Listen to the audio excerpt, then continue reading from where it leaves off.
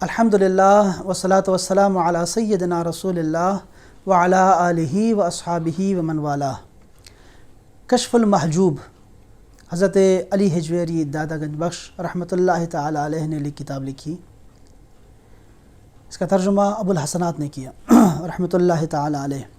اس میں حضرت امام اعظم امام ابو حنیفہ رضی اللہ تعالی عنہ کا ایک خواب بیان کیا۔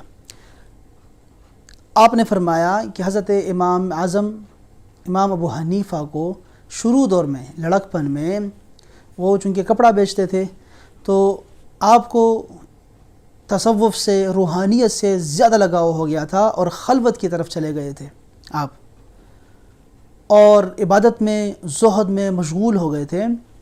آپ نے ان دنوں میں ایک خواب دیکھا کہ آپ رسول اللہ صلی اللہ علیہ وسلم کے سامنے بیٹھے ہوئے ہیں اور رسول اللہ صلی اللہ علیہ وسلم کی ہڈیاں مبارک آپس ان میں سے ہڈیوں میں سے ہڈیاں چن رہے ہیں اور بعض کو بعض پر ترجیح دے رہے ہیں۔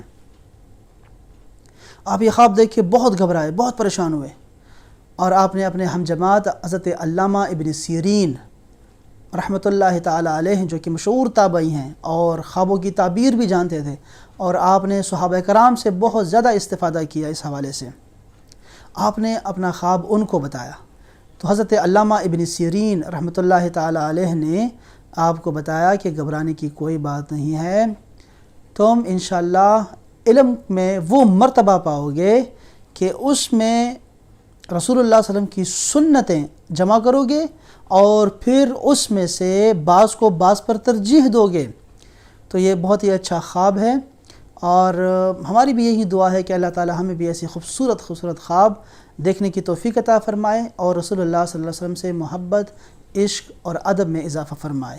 صلی اللہ علی سیدنا و مولانا محمد وعلی آلہ و اصحابہ اجمعین برحمتک یا ارحم الراحمین۔